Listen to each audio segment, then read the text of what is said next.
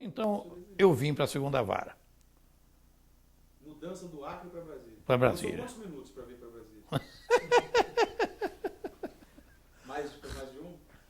Isso levou meses, rapaz. Meses esperando essa transferência. Vim para cá e aí encontrei os processos do Otto Rocha, que já morreu. E a vaga era dele. E tinha um horror a processo, pelo que eu acho. Porque o que tinha... Naquela época tinha milhares de mandados de segurança prontos para sentença. Prontos. Eu cheguei aqui, arregacei as mangas. Era sábado, domingo, feriado, Semana Santa, Carnaval, até que zerei. Repercutiu no Tribunal de Recursos, a chegada desses processos. Eu me lembro que o Madeira dizia, e aí, rapaz, e aquelas sentenças? Eu digo, estão indo aí, você não tem recebido, não? É, tenho, estou brincando. Bom, aí repercutiu. Quando houve a lista para uma vaga no tribunal, eu já saí na cabeça da lista, com 5 anos em Brasília. Cabeça da lista para ir para o Tribunal Federal de Recursos. Estava presente, aí não sei se isso aí vale a pena, mas estava presente no plenário do Tribunal Federal de Recursos Frederico Marques. Veja a história. Frederico Marques vira para um advogado do lado, que já morreu, Alcino Guedes, diz assim, doutor Alcino, quem é esse rapaz aí que saiu na lista, em primeiro lugar? Diz, é um juiz aqui da segunda vara. O senhor podia me levar lá, eu dar essa notícia para ele? Aí o Alcino disse, claro, agora mesmo, vamos lá, vamos. Eu estava na audiência, quando entra Frederico Marques, que era um homem que assim, do tamanho do Jobim, era bem alto, não era, Jobim?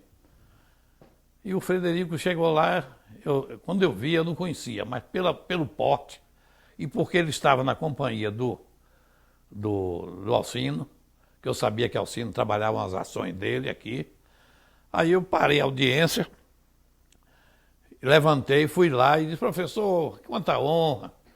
Olha, para mim é uma honra muito grande, eu que estudei pelos seus livros, de processo penal, agora estou aqui, a sua presença e tal. Ele disse, olha, não vamos interromper seu trabalho não, mas o senhor já sabe o que aconteceu lá? Eu digo, não. O senhor foi indicado, o senhor integrou a lista em primeiro lugar, a lista tríplice para ministro do TFR.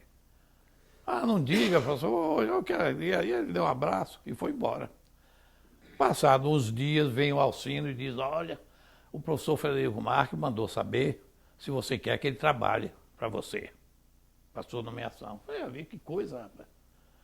Aí, eu digo, mas olha, Alcino, você ainda vem para cá me perguntar isso, rapaz? Eu ia responder na hora. Tá bom, eu respondo. O tempo foi passando, foi passando. Aí, como demorou muito, um dia eu... Qual foi a resposta? Hã? Não, eu disse para ele que queria. Queria que ele trabalhasse por mim. Claro, eu não tinha ninguém. Eu tinha chegado do Acre, não tinha ninguém. Eu vinha o Frederico Marques, bom, e aí o tempo foi passando, uma dificuldade danada, não resolvia. Um dia eu saí daqui da segunda vara e digo, eu vou ao Supremo falar com o Madeira, que a vaga era do Madeira, que Madeira foi que deixou a vaga. Amigo do Sarney. Aí eu cheguei lá no Supremo, sentei aquela discussão, Moreira Alves não deixava ninguém falar, eu achando aquilo interessante, Moreira Alves na presidência não deixava ninguém votar. Quando terminou a sessão, aí terminou, a Madeira levantou, aquela figura foi, encostou no Madeira e ficaram conversando. Eu digo, meu Deus do céu, agora só faltava essa, eu não posso falar com Madeira. O tempo foi passando e nada, eu levantei. E digo, eu vou lá. Fui chegando perto, diz o Madeira, e o Mar, o que é que o traz aqui? Aí, quando ele falou assim, Ilmar, o camarada que estava de junto diz assim, é Ilmar Galvão? Aí o Madeira diz, é Ilmar Galvão, não me diga. Por quê? Porque eu estou em Brasília justamente por causa dele.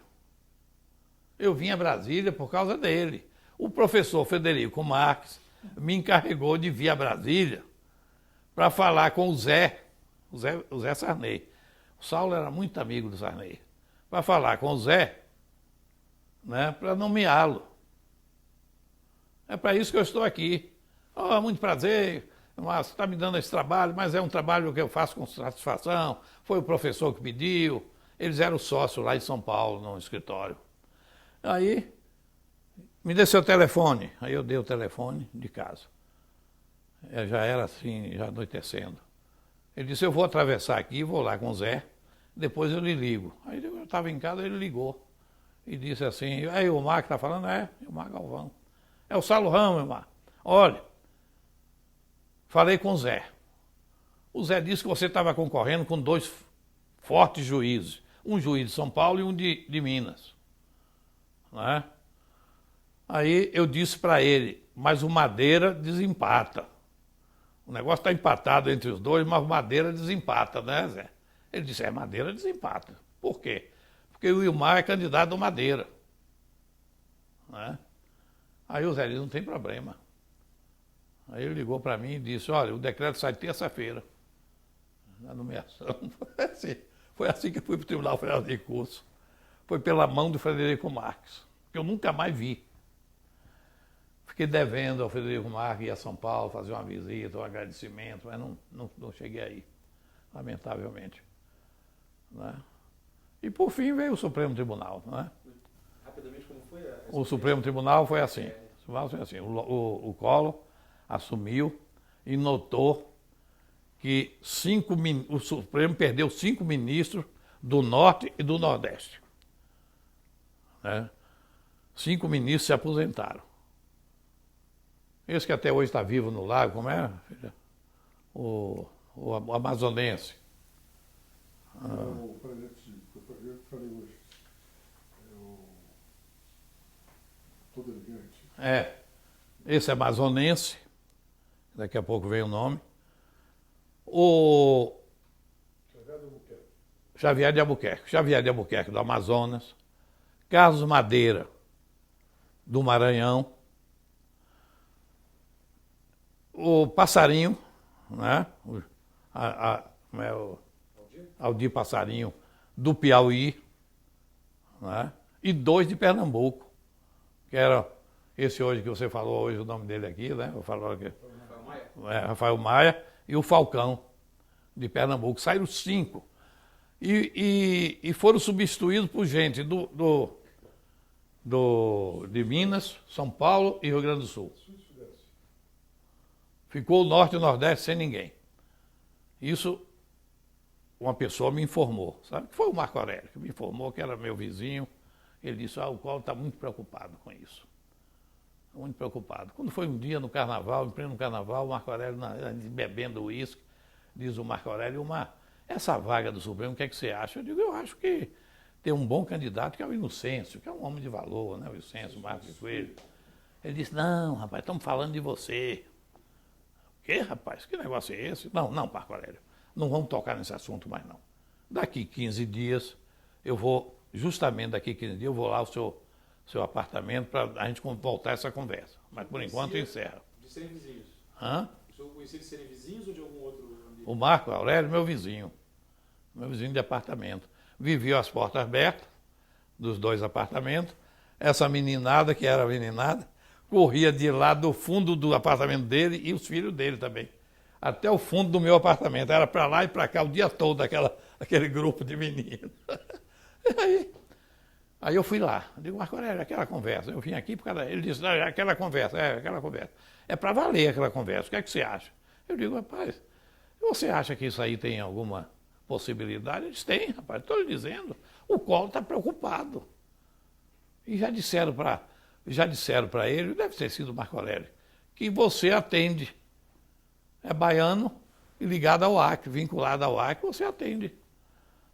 Essa exigência dele. Aí eu digo, então, e o que é que eu tenho que fazer, Marco Aurélio? Ele disse, não, você tem que fazer uma cobertura política. Política.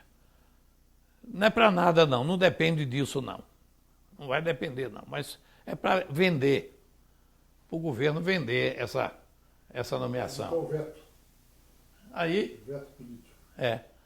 Aí eu pensei comigo, meu Deus, o que é que eu faço? Perguntei. Eu tinha um colega aqui, um amigo aqui, que me substituía na UNB, nas aulas, que era o Ítalo Fioravante.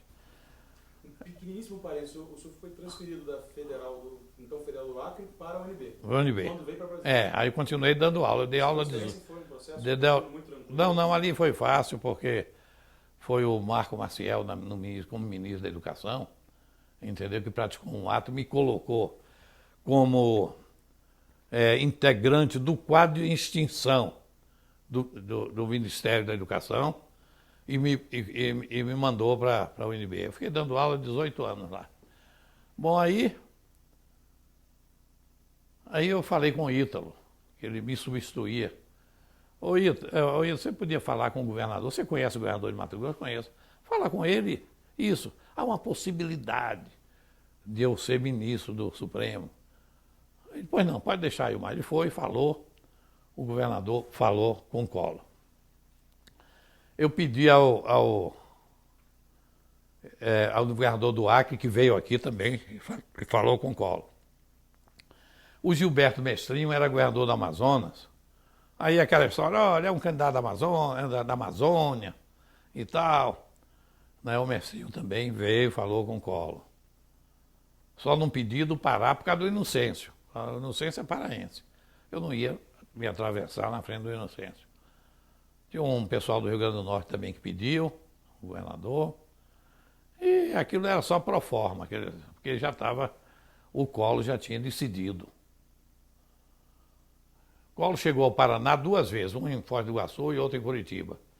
E aí reuniram os deputados, a bancada, exigiu do Collor a nomeação do ministro Supremo. O Collor disse, para essa vaga eu já tenho candidato. Vamos ver, na outra eu ponho, nessa não. Então aquilo me animava, eu acho que tem qualquer coisa aí mesmo.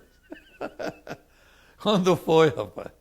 No dia 1º de maio de 1991, eu estava em casa, recebi um telefonema do Jarbas Passarinho, se eu podia comparecer ao Ministério da Justiça. Aí eu botei o paletó, a gravata, era feriado, mas eu fui para lá, para o Ministério da Justiça. Chegou lá, o passarinho diz assim, Omar, eu não sei, o presidente pediu a sua presença lá no Palácio. Eu não sei do que se trata, eu desconfio. Eu disse, eu também desconfio. Você sabe que eu tinha um candidato, que era Inocêncio, ele me dizendo. Eu digo, é meu candidato também. Vamos lá. Me botou no carro, me levou lá. Eu entrei para o gabinete, o Collor começou a conversar, a contar a história. E no final da conversa, ele disse assim, ministro, o senhor sabe por que eu mandei chamá-lo aqui? Eu digo, presidente, eu desconfio. Eu desconfio porque já ouviu o zum-zum por aí. Ele disse, é para convidar, saber se o senhor aceita a indicação para o Supremo Tribunal.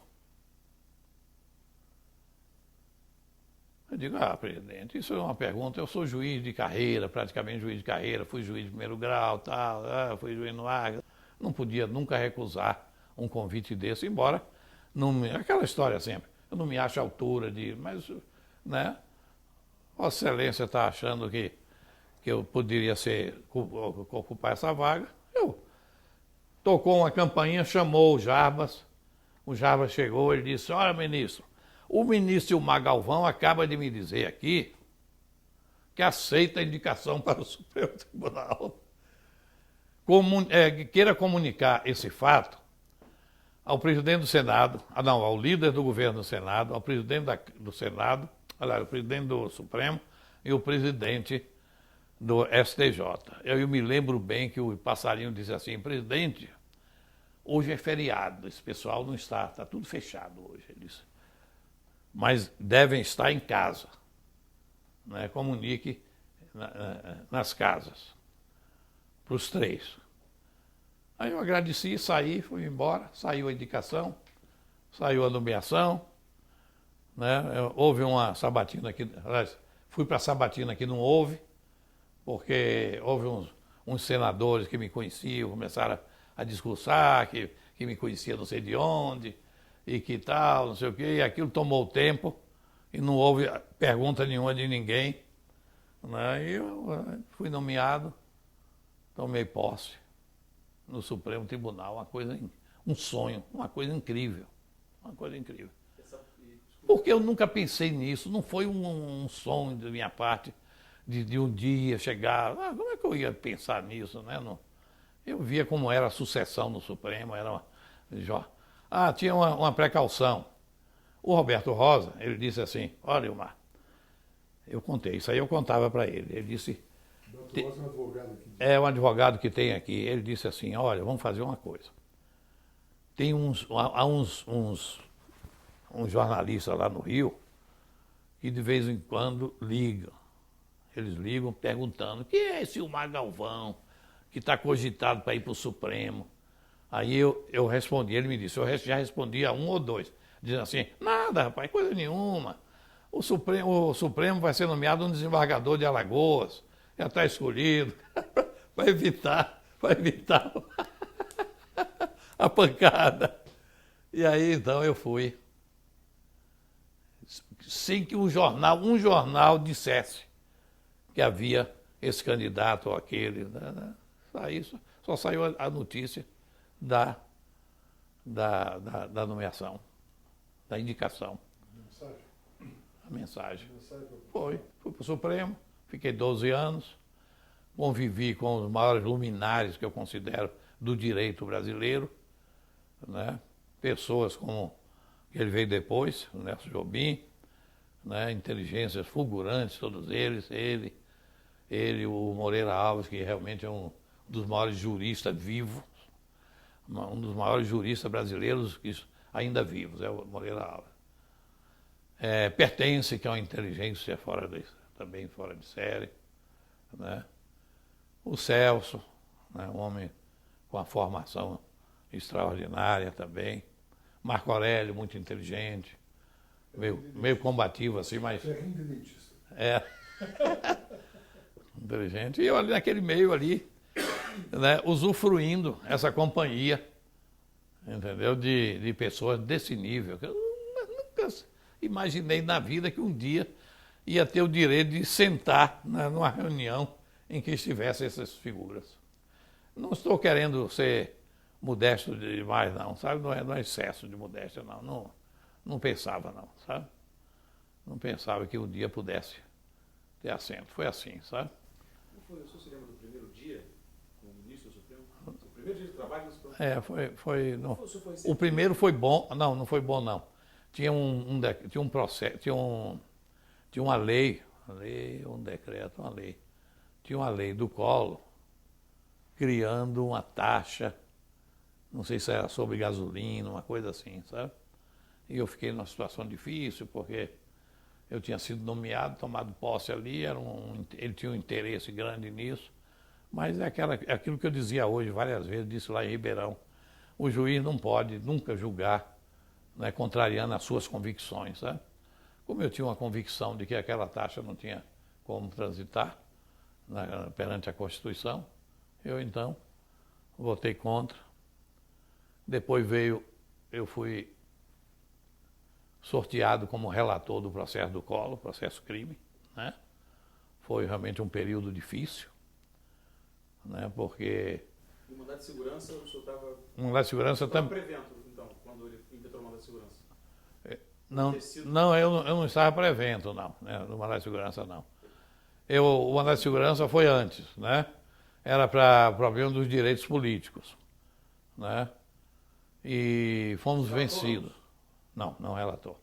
O relator não me lembro se era quem era mesmo, não me lembro se era o Galotti. Nós fomos vencidos porque 2 ministros se deram por impedidos. O suspeito, que era o Marco Aurélio, e o Rezec, que tinha sido ministro do exterior, do Collor, das Relações Exteriores.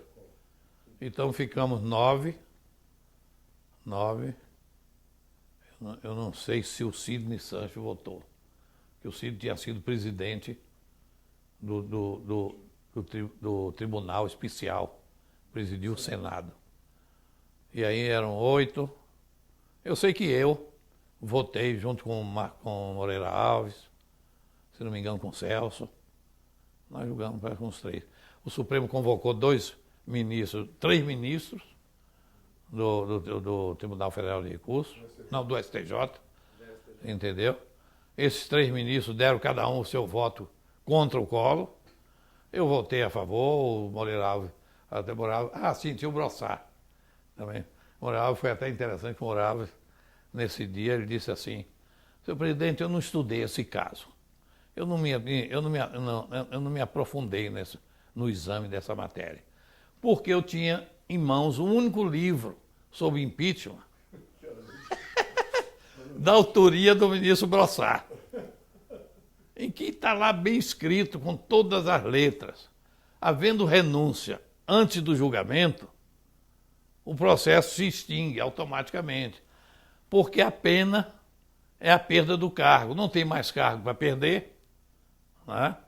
A outra pena, que é dos direitos eleitorais, direitos políticos, essa é acessória. O acessório segue o principal. Não tem mais o principal, me lembrei que o Moreira Alves, em 2 palavras, nós perdemos. Aí veio o processo crime, foi uma luta grande. Por que uma luta? Uma luta da imprensa, em cima de mim. Essa revista Veja e outros jornais, a Folha de São Paulo, entendeu? Eu vinha atacando, fiz carreira no Acre, como é que podia estar no Supremo àquela altura, como é que pode relatar um processo desse, essas coisas assim, sabe? Eu tive que reunir o Supremo Tribunal Federal para saber se eu podia continuar como relator, se eles achavam que eu tinha competência, ou então se minha situação era diante desses ataques. Aí o Supremo, reunido por unanimidade, disse: não, o senhor vai continuar como relator. Eu digo: mas tem que publicar uma nota. Aí o Brossard redigiu uma nota para os jornais. Aí diminuiu um pouco aquela pressão, entendeu? Mas mesmo assim era interessante, viu, professor? Porque na quinta-feira vinha um tal de, até amigo do Veloso, Serra Azul, parece que era Serra Azul, que era da Veja, e dizia assim: ministro, eu podia lhe falar? Pois não. Olha, domingo vai sair, dessa edição dessa semana, vai sair uma nota contra o senhor. Eu digo: e o que é que eu posso fazer para evitar? Tem algum meio? Não, não tem meio. Eu sabia o que é que ele queria que eu decretasse a prisão do Collor, né? Mas houve, inclusive, ameaça de morte, ameaça de pessoas aí, ameaça, assim, por e-mail, não era e-mail naquela época, era... Como era o nome desse... Telex. Não havia e-mail, era Telex. Vinha um Telex ameaçando pessoas da família, né, meus familiares, o senhor preza seus familiares. Tudo anônimo. Tudo anônimo, tudo anônimo. Eu não sei se botava um nome qualquer. Essas coisas eu guardo, sabe? Para quem sabe um dia jogar fora, né? Porque eu não tenho nem tempo para isso. E foi assim, duro, foi um negócio sério. E eu pensei comigo: eu morro, mas julgo isso da maneira que eu entendo que deve ser julgado. Ninguém vai me impressionar para eu mudar de opinião. Então foi o que eu fiz. Para minha surpresa, absolvendo o Collor, o tribunal me acompanhou. Foram 5 votos contra 3. O Collor foi absolvido das acusações por 5-3. Foi realmente a passagem mais difícil que eu tive nesses 12 anos no Supremo Tribunal. O resto foi tudo bem. Poderíamos entendeu? dizer que foi o mais marcante que tu viveu como juiz do Supremo? Foi. Esse processo foi. Houve uma coisa interessante no Supremo, que um dia um jurista de São Paulo, né, importante, fez uma sustentação oral no Supremo, e eu virei pro Jobim, eu digo: olha, Jobim, o sujeito sofismando aqui na tribuna, um homem como esse, que pena, né? Aí quando me deram a palavra, eu disse: senhor presidente, lá no Tribunal Federal de Recursos eu tive um colega que eu tinha um respeito muito grande por ele, o ministro Hollenberg. Um dia aconteceu assim, né, um advogado importante, não vou dizer o advogado que já morreu até, veio para a tribuna sustentar uma situação daquela que não era insustentável. Aí eu fui ao Hollenberg, ministro, o que é que eu faço? Os juristas de São Paulo, os tributaristas, são os melhores do país. São os melhores. Você está falando no microfone. Da outra parte, contra esses tributaristas, são os procuradores da República, que não têm nem tempo de se dedicar ao estudo dessa matéria. Então há uma desigualdade muito grande, né? De um lado, tributaristas, os melhores, disparado, os melhores. E do outro lado, os procuradores, coitados, da República, que é quem defendia a União naquela época. Não tinha ainda a advocacia da União, não havia ainda. Aí o Hollenberg disse, olha, Omar, vou lhe dar um conselho. Pode dizer, vacine-se. Vacine-se contra esses tributaristas de São Paulo. E eu fui. Cheguei lá e disse, presidente, olha, quando eu estava no Tribunal Federal de Recursos, aconteceu isso, isso e isso. Entendeu? O ministro Hollenberg me mandou que eu me vacinasse. Nunca mais foi convidado para... Nunca mais. Acontecem essas reuniões lá importantes e tudo, que eu gostaria, porque eu sempre gostei do direito tributário. Né? Porque eu fui juiz federal. Poderíamos dizer que era a sua especialidade? Podia se dizer isso, sabe? Eu me lembro que o Pertence dizia, ICMS é com o Ilmar. ICMS é com o Ilmar. Eu não me meto com o negócio de ICMS. Ele é que adora ICMS. E era assim, Você permite, se me seja uma pergunta, que eu fiquei curioso. Porque a distribuição no Supremo, ela não obedeceu um critério de especialidade. Quando o senhor é relator de um processo de direito tributário, Sim. tudo ok. Mas se eventualmente pertence o relator de... Mas aí é que está. Sabe o que acontecia no Supremo? Ficava, porque não havia ainda o chamado súmula vinculante, não havia nada disso. Nem havia a pauta temática que ele introduziu. Era assim, quando ia uma matéria para a pauta, né, tudo que era daquela matéria tinha que vir para aquele dia, para ser julgado naquele dia. Não havia isso. Então, Pertence recebia um caso de ICMS, deixava lá, aguardando. Aí, quando eu recebia, aí eu levava para julgar. O tribunal decidia, ele colocava, era mais ou menos isso, assim que funcionava. Passei esses 12 anos lá, outro dia fui lá, entrei num gabinete, estava literalmente entupido de processo. Literalmente, as paredes do chão até em cima. Aí uma moça chegou e disse, ministro, o senhor tem saudade aqui do Supremo? Eu digo, tenho, minha filha. Olha lá a saudade que eu tenho. Olha pela janela, olha o lago. Dessa vista, eu tenho uma saudade imensa dessa vista. Porque me fazia lembrar minha terra. Eu sentava ali e entrava em reminiscências do meu tempo de criança, de adolescência. Momentos muito bons eu vivi também aqui, muito alegre, houve bons momentos vividos aqui, eu tenho saudade. Agora, disso aqui, absolutamente, né? Porque são processos. Rapaz, hoje eu tive conhecimento, estava um problema sério, viu? Com todas aquelas medidas que você tomou, que os outros tomaram, e que foram introduzidas pelo legislador, súmula vinculante, repercussão geral, tudo isso fez reduzir, claro. Se não tivesse isso, era pior. Mas eu vim hoje viajando com a procuradora da República, muito minha amiga, que foi não foi sua assessora, não. É a Raquel, casada com um americano, não sei se você conhece a Raquel, sabe? Ela me disse que aqui no STJ tem 22 mil habeas corpus esperando o julgamento. 22 mil habeas corpus. Já pensou? 22 mil? Né? Agora, o que há é o seguinte, ele foi responsável pela reforma do Poder Judiciário em 88. Me lembro bem que eu era da comissão, o Jobim dizia, vocês vão ficar satisfeitos. Porque o TRF, o Tribunal Federal de Recursos, TFR, vai se transformar num tribunal de maior importância, que é o STJ. Vocês vão todos para lá. Né? Que aquilo foi muito interessante para nós, que passamos a julgar recursos especiais para uniformização da interpretação da lei, só isso. E o Supremo Tribunal vai ficar só com a matéria constitucional. Esse tribunal, entendeu, foi criado com 33 ministros, ele colocou lá na Constituição 33 no mínimo. 33 ministros no mínimo.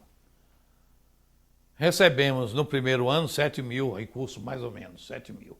Hoje entram no STJ mais ou menos 500 mil, perto de 500 mil recursos. Com os mesmos 33, os mesmos. Em vez de se aumentar o número de ministros, se aumenta o número de assessores. Que na época era um só, depois, hoje já são 7 ou 8, né, e vai se aumentando o número de assessores. Posso aproveitar para perguntar, como é que era o seu gabinete, como é que o senhor montou o seu gabinete, como era o cotidiano do seu gabinete? No Supremo, o meu gabinete era uma espécie de linha de montagem de uma fábrica. Eu organizei o gabinete assim. Havia uma comissãozinha de funcionários que examinava o processo. Os processos entram em carros, assim, empurrado aquela montanha. Havia uma comissão que fazia a triagem. Que triagem? Assim, processos já julgados, que havia já precedente no Supremo, assessoria para adaptar. Processos para a Procuradoria, no mesmo dia, carimbo para a Procuradoria da República. Porque havia casos que passava 2 anos para sair de um gabinete do ministro para ir para a Procuradoria, eu mandava no mesmo dia. O que precisava era um carimbo e uma assinatura. Não, depois vinha, eu em pé mesmo, eles iam botando, eu rubricando. Não havia assinatura eletrônica ainda. E processos novos, assuntos novos, assim, agravo, tinha uma assessora só para julgar agravo. É uma espécie de recurso, agravo. Sim, sim. Né? Você estudou direito, desculpe. Mas aí, coisas novas para a casa do ministro. Já separava, já mandava para casa. Né? Processo de vista que que eu pedia vista, eu não deixava o advogado vir falar comigo, porque eu pedia vista numa sessão, na outra já levava meu voto, acabou-se o problema, não vinha advogado atrás de mim. Né? Isso funcionava às mil maravilhas, rapaz. O Herman Benjamin me disse que adotou mais ou menos isso e se deu muito bem. Essa linha de montagem, foi o senhor mesmo que montou? Foi. Porque eu trabalhei no Banco Brasil, o Banco Brasil dentro do Banco Brasil tudo era muito prático. Né? O Banco Brasil não ficava... Tinha alguma coisa a ver com alguma estratégia de cotidiano de trabalho do Banco do Brasil? Não, só a experiência de ter vivido no Banco do Brasil, entendeu? Buscando sempre o modo mais prático de executar o trabalho, etc. E aquilo funcionou de tal maneira. Quando eu deixei o Supremo Tribunal em 2003, só havia no meu gabinete os processos que haviam entrado nos últimos 60 dias. Fora esses, os que estavam na Procuradoria da República. Tem processo que passava naquela época, eu não posso dizer nada, passava 7 anos, 8 anos na Procuradoria da República. Cansei de receber processo e olhar 8 anos na Procuradoria. Não é para receber um parecer. E aí isso funcionava às mil maravilhas. Eu também ali. Funcionário, eu dizia, 7 horas vocês vão embora. Só trabalho um turno. Eu não botava 2 turnos para funcionário, não. Um turno só. Eu dizia, olha, eu fui funcionário, eu sei o que é a vida de um funcionário. Eu não vou exigir que os senhores trabalhem 2 turnos, não. Mas eu quero que no turno de trabalho seja um turno de trabalho mesmo. E havia colegas que colocavam 2 turnos? Eu não sei. Eu não sei. Cada gabinete era um jeito. Era uma república. Havia ministro que saía do Supremo 2 horas da manhã. É? Eu saí. Não, eu dizia 7 horas, todo mundo fora, né, do gabinete. E se eu ficar, não importa. Eu fico só, mas não importa. E às vezes eu ficava só até um pouco mais tarde, né, resolvendo um problema, pesquisando um outro. E me saí bem demais, sabe? Porque uma vez eu me lembro que eu fui a Ituiutaba fazer uma exposição lá, uma palestra, e eu disse para os alunos, olha, meus filhos, o Supremo Tribunal é assim, é uma quantidade de processo incrível. Né? O ministro não pode facilitar porque acumula tudo. E eles vieram aqui ver o Supremo, conhecer o Supremo. Aí me procuraram, entraram no meu gabinete e não viram o processo. Foi. Só tinha na prateleira os que estavam aguardando o lead case na plenária. Esses daqui, não, esses estão aguardando o primeiro caso que o plenário vai julgar, para depois que julgar, a gente já estava dando por despacho. Já era na época dos despachos. Né? Aplicava, julgar por despacho. Né? E aí eu tive que... O senhor disse que tinha muito processo, eu digo, olha, realmente, vamos ver a estatística. Aí eu mostrava a estatística em vez de mostrar o... E eu não era os que mais, o ministro que mais julgava, não. Havia juiz, o ministro que julgava mais do que eu ainda. Mas era uma luta danada, sabe? Uma vez o Moreira Alves estava preocupado, porque eu tenho o seguinte, o agravo de instrumento, que é, né, o assessor examinava, despachava. Eu só fazia rubricar, agravo de instrumento. Porque eu dizia, agora, se a parte não gostar, vem com o regimental, aí sou eu. Eu levo para casa. Porque foi como eu disse para o Moreira Alves, Moreira Alves, se você for pegar cada agravo de instrumento e examinar para decidir, o Moreira Alves estava arrancando os cabelos, o resto dos cabelos. Né? Você não vai dar vencimento. Se você não comer, não dormir, não se distrair, não fizer nada, não ver televisão, você não vai dar conta. Aí ele fez isso, depois me disse, olha, aquele conselho foi muito bom. Entendeu? Foi muito bom. Eu agora estou com o serviço mais ou menos. Mas tinha gabinete que não se podia andar dentro, Rubi. Porque não tinha mais onde botar processo, punha no chão. Você tinha que sair saltando as pilhas de processo. Tudo isso foram coisas, mas foi... Todos os seus assessores eram de livre nomeação? Não, de indicação. Os assessores no Supremo eram indicação do ministro. Né? Eram 2 no início, depois 3. 3 ministros, 3 assessores. Por um ano. Ao final de um ano, o ministro indicava o mesmo, ia para a sessão administrativa do tribunal. Se um ministro desse um voto de veto, o assessor não podia ser nomeado. Vamos supor que um ministro sabia que o assessor tal tinha negociado um voto, uma coisa assim. Isso era mais grave, mas outra coisa menos grave, qualquer coisa. Aí, pronto, ele vetava, não nomeava. É. Não, isso não vai mais. Tem que... O Supremo dizia Na reunião administrativa... Seu assessor? O presidente dizia assim, temos aqui a indicação para a renovação do mandato do assessor fulano de tal, do ministro Ilmar. O que é que o tribunal decide? Ninguém levantava a voz, pronto, está aprovado. Vai nomeado. Alguém alguma vez já levantou a voz? Não, que eu não... Levantou, né? Levantou. Eu não... o negócio era assim, sabe? Então a equipe era o senhor e mais 3 assessores? Era eu com mais 3 assessores. Eles faziam adaptações, né, O gabinete era funcionário do tribunal. E ao todo eram quantas pessoas? No gabinete? Mais ou menos. No gabinete. 3 assessores ali dentro, que numa sala que não era... Esse grupo da triagem, que eram 3, aí servidores mesmo, Servidores. não eram assessores. Mas que o senhor não escolhia quem era? Não, eles são efetivos, do quadro efetivo do Supremo. E ali que é mais, uma meia dúzia a mais. Eram uns 11, né? Era pouco. Todo eram 11. Eram uns 11, né? É. Então era assim o Supremo Tribunal. Funcionou bem. E eu, de minha parte, eu me esforcei para não para não deixar o recorrente naquela expectativa de anos a fio. Me lembro que uma vez um senador de Manaus, do Amazonas, que morreu, era um senador do PDT, parece, entrou no meu gabinete: ministro, olha, eu sei que o senhor vive sobrecarregado de processo, mas há um processo na mão de Vossa Excelência, né, que eu gostaria que o senhor desse uma preferência. Né? Pois não, senador, vamos ver. O número.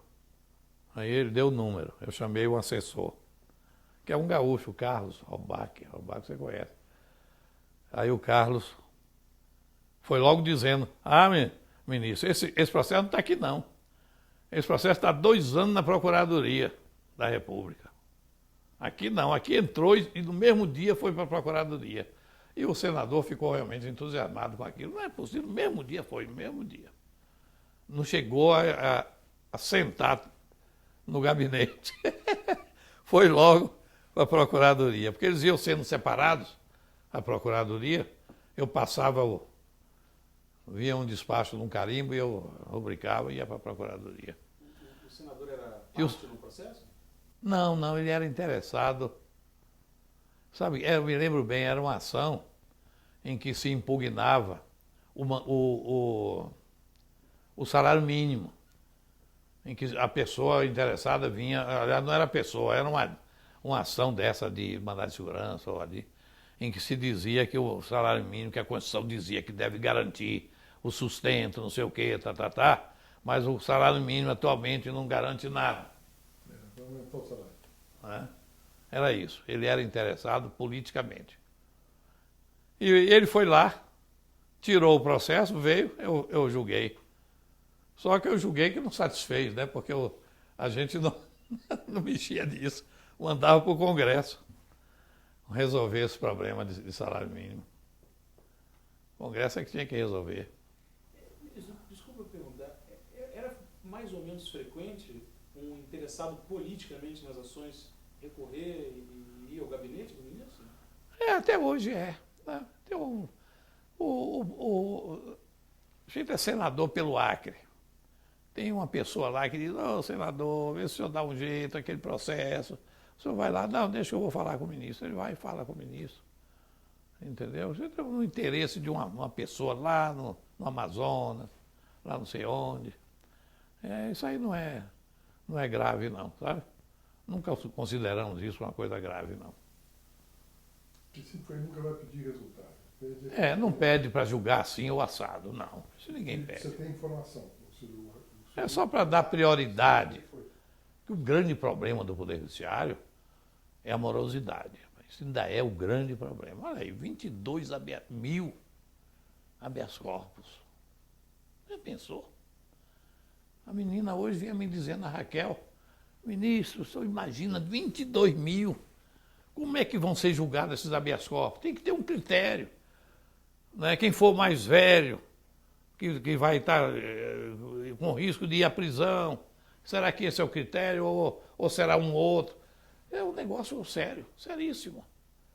Agora, por quê? Porque a massa de recursos, né, não se comporta mais no Poder Judiciário brasileiro.